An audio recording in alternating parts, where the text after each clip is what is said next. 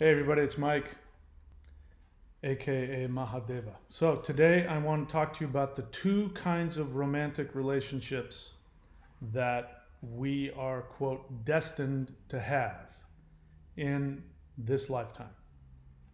So I really love this picture here because if you look at it, you see these two people who, as they stare at each other, are annihilating each other. And this is a representation of both what can happen on a positive note and what can happen on a negative note. So I've got there in the notes love versus annihilation. The challenge is that we may have difficulty telling the difference between the two because in the beginning, especially, they can feel identically. It feels like you are, on the one hand, merging with another person, and it is the most blissful experience in the beginning. But as you know, relationships can turn out to be extremely destructive. In fact, they can destroy your life. And so, we've got this new fad. It's a new fad, by the way, talking about twin flames. When I was a kid, there was only one word, which was a soulmate. But now we've got this whole new idea that there can be soulmates versus twin flames, and what is a twin flame, and all that other stuff.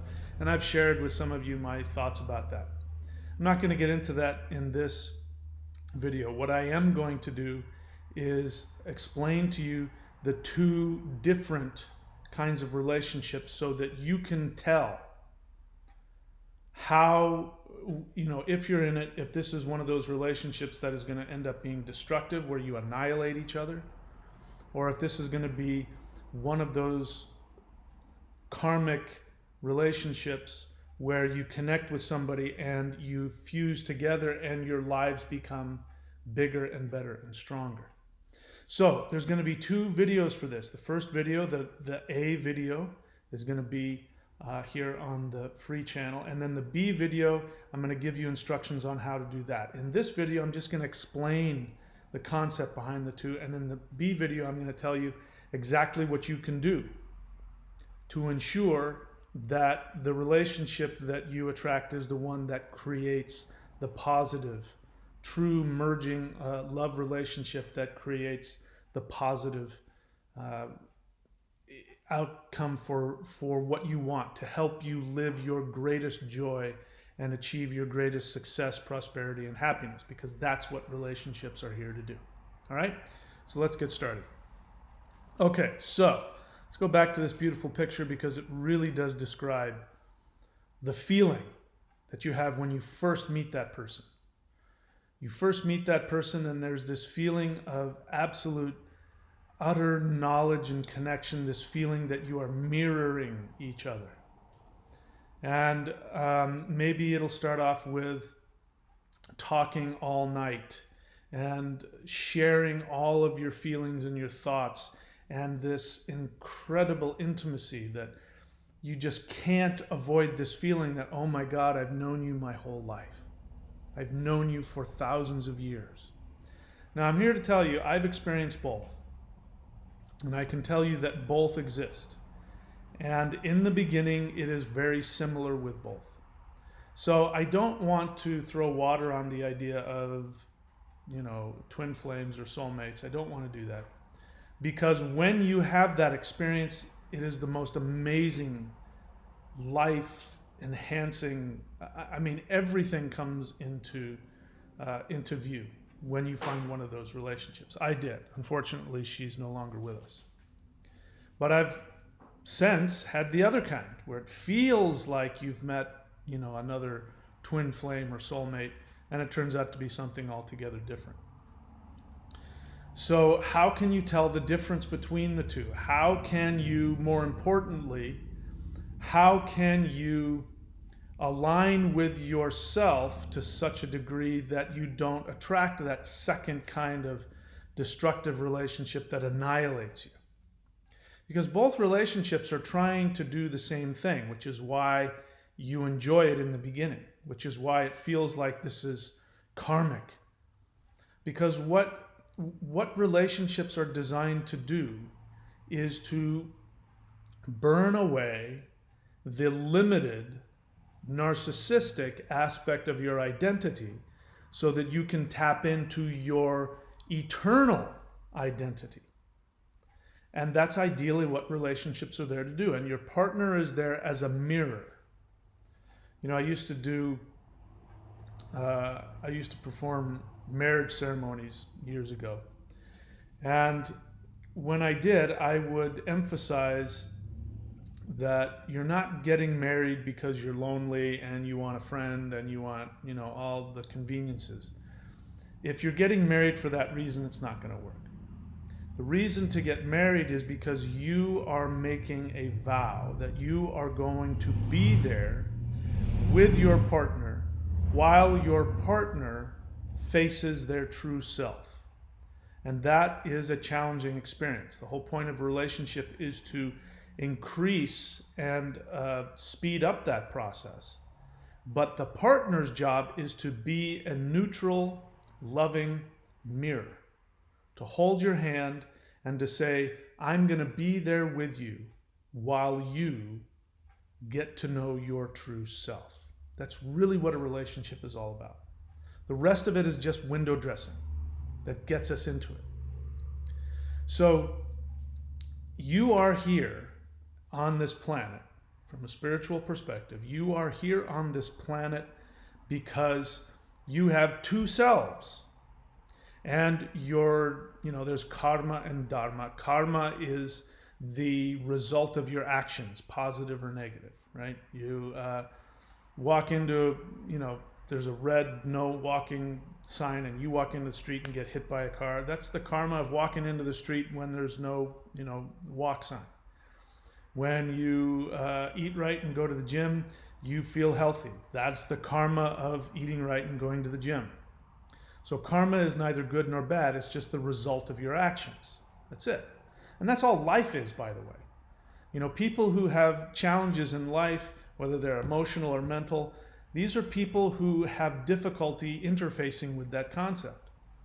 They take actions without realizing the effects of those actions. And they go, why? Life is so cruel to me. No, it's just doing its thing. You're the one that's not really having a clear understanding of the actions that you're taking. Okay? So that's karma. Then there's dharma.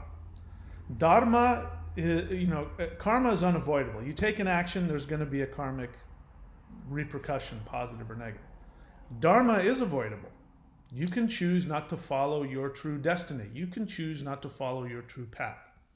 And that is the lesson. That's it. There's no getting it right, achieving enlightenment, being the perfect person. That's not what's happening here. You are here to simply learn the difference between the two. So on the one hand, the dharma, your orlog, your destiny, your true self, that is directly connected to your eternal authentic essence, which we would call the soul. So from a spiritual perspective, the soul exists independently, in multiple lifetimes. It doesn't matter if you come in here, you're putting on this avatar. My avatar is Michael Denny, aka Mahadeva. That's my avatar. Or at this stage of my avatar, I'm bald with a beard and blah, blah. That's my avatar. It's not my eternal essence. And so I have a choice. Do I want to identify solely with my outer persona, my avatar, or do I want to identify with my soul? So the whole point of spiritual discipline is to get to your authentic essence. This is what ends up happening with relationships. So ideally, if you have healthy parents who are empowered within themselves and they're capable of loving unconditionally, then what happens from the ages of 0 to 4 is that they reflect back to you who you are, because they don't have any agenda other than to see, who is this little being? Let's find out what are the particulars about who this little being is, and let's let him or her show us. and they reflect back to you from unconditional love, meaning they have no agenda. They don't need you to be anything or do anything. They just really want to see who you are and reflect that back. Now, of course, that's the perfect ideal, and there's really no parent that does that perfectly. Some do it much better than others. And for those that don't do it very well, these are the children that end up with emotional, psychological problems. And the reason for that is because if you're with parents who do not reflect back to you your essence without any agenda, then what ends up happening is that you are being energetically, if not outright verbally, being programmed to create a false persona that will help you to survive. When you're a little kid from 0 to 4, your survival, your physical survival depends upon getting the love and approval of your parents. If you don't get that, you don't survive. So we have evolved as little beings. I mean, even I think last I heard that there's even evidence that at 5 days old, a child, an infant, is learning how to manipulate the parent in order to get the parent to love them so that they can survive. Which means part of that, they're learning what to do and what to be in order to survive.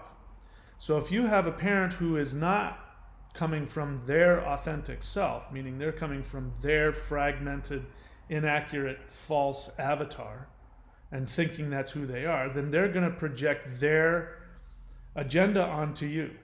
So, things like don't ever be sad, don't ever be angry, I'll give you something to cry about, up to really complicated things like, people who have problems with making money. Something happened when you were a kid, your parents told you that money was evil or that you didn't deserve money or you were a piece of crap. Or, in the case of my parents, if I wanted, as a kid and as a young adult, if I wanted my parents' approval, I couldn't be too successful, because if I was too successful, it would intimidate my dad, who himself was actually quite successful, which is strange, but that's what he learned from his dad. And so I learned to be mediocre, because every time I started to achieve something, I'd get this negative backlash from them. So that fed my false, temporary avatar into trying to change itself to be just mediocre so that I could get love and approval. You have your own, imprinting, positive and or negative. So what does this have to do with relationships? This avatar identity, if you identify with that created, temporary, false identity, then you are going to attract a relationship that is going to kickstart all of those issues up. Now, when you meet somebody, regardless of whether you are operating from your eternal identity or from your temporary identity, when you meet somebody, if they interface with whichever identity you are operating from, you are going to have this experience.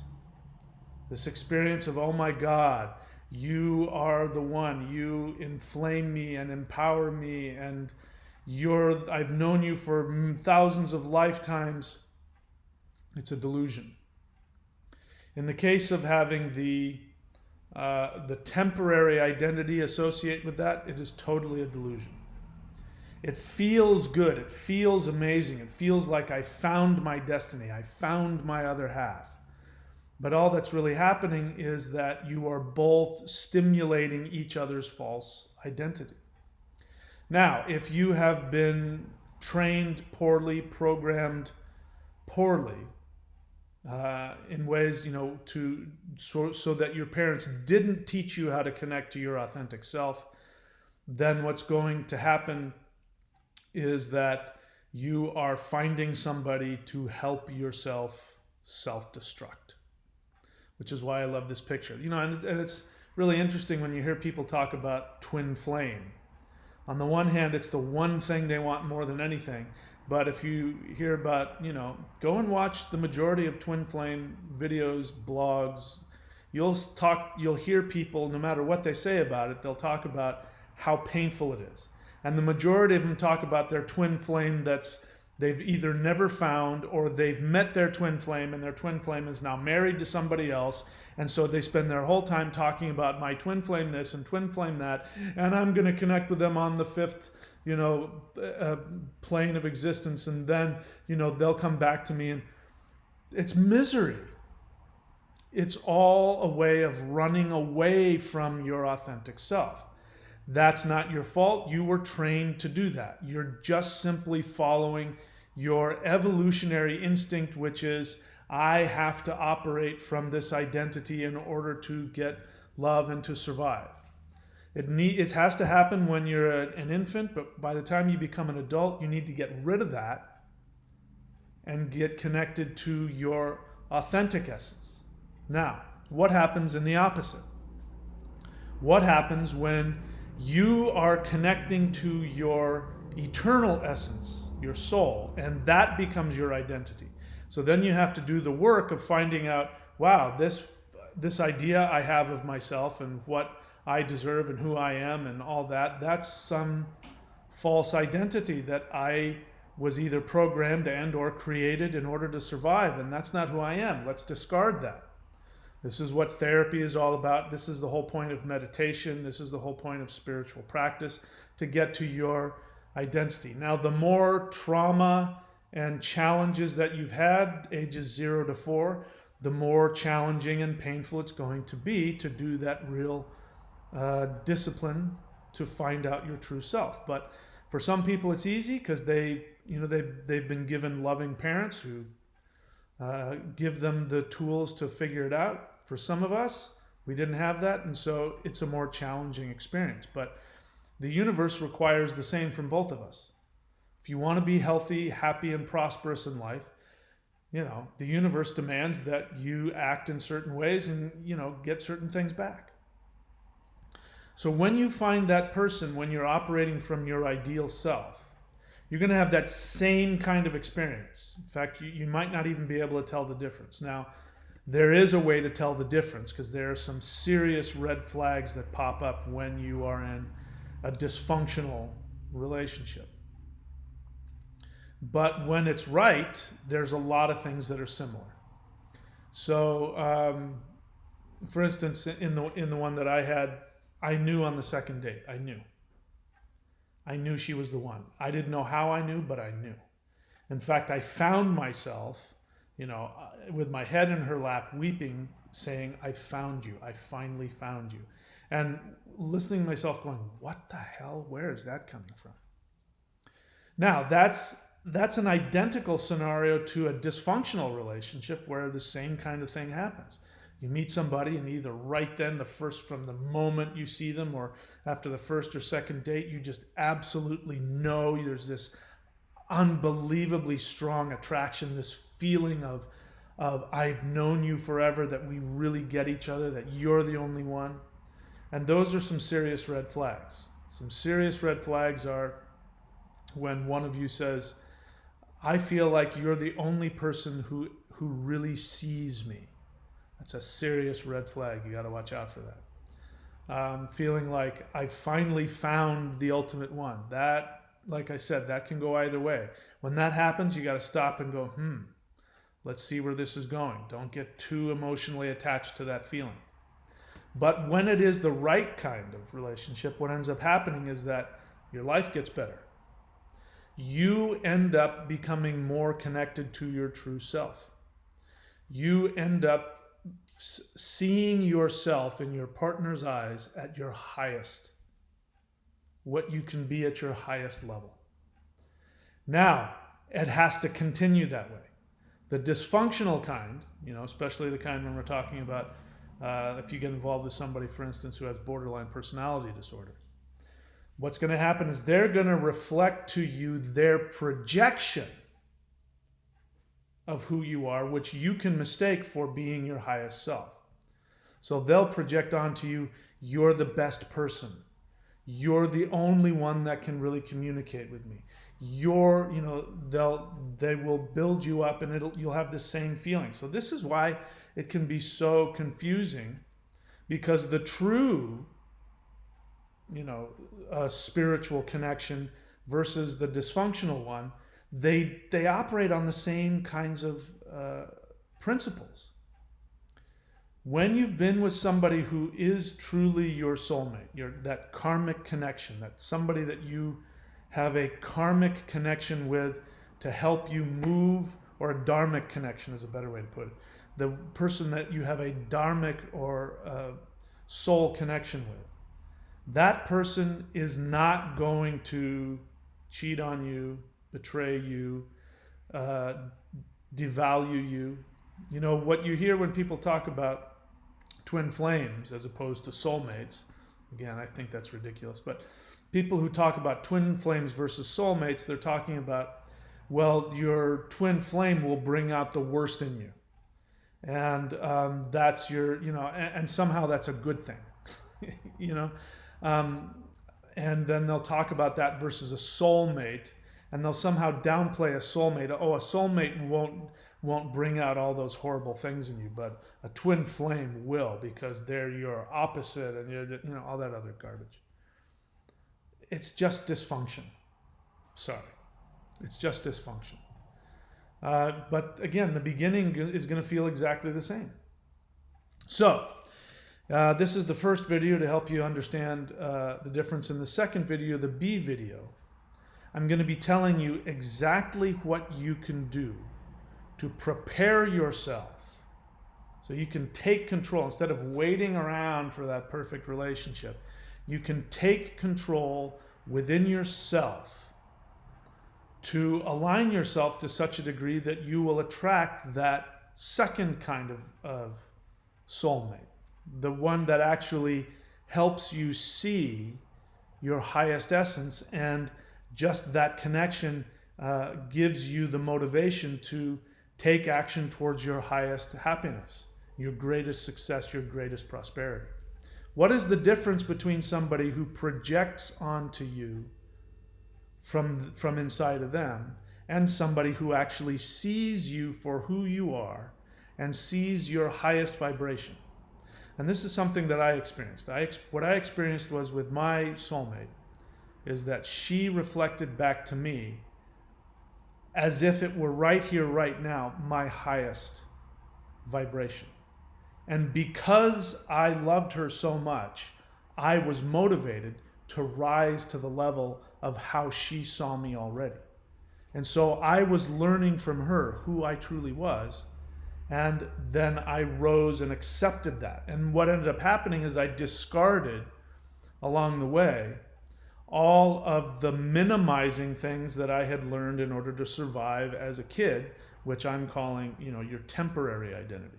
I learned to discard and move beyond that to my inner essence, my highest identity. And that's what a real relationship is. As opposed to the other kind where you're dealing with each other's projections. And, the feeling of, oh my God, I've known you my whole life. It's purely a projection. It's not real.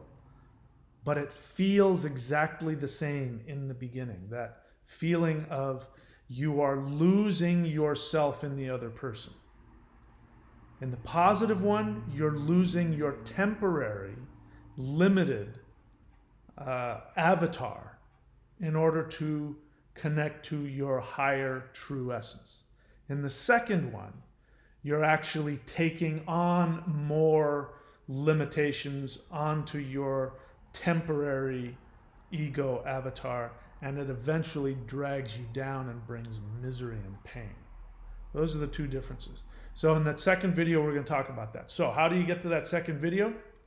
If you are on the thunderwizard.com YouTube channel, you go to thunderwizard.com and you go to the relationships aspect, the masculine and feminine, finding the merging of masculine and feminine. I forget exactly the words. Go and subscribe there and look for this same video title, and I'll have the second video there for you there. If you are on the Surviving Relationship Breakup channel, then just click the join button and subscribe there. And then you'll have access to the B video there. So either one, If you're on thunderwizard.com, go to thunderwizard.com and subscribe at the merging of masculine and feminine. And if you're on the relationship breakup channel, just simply click the join button. And of course, whichever free channel you're watching, hit subscribe and hit the bell button.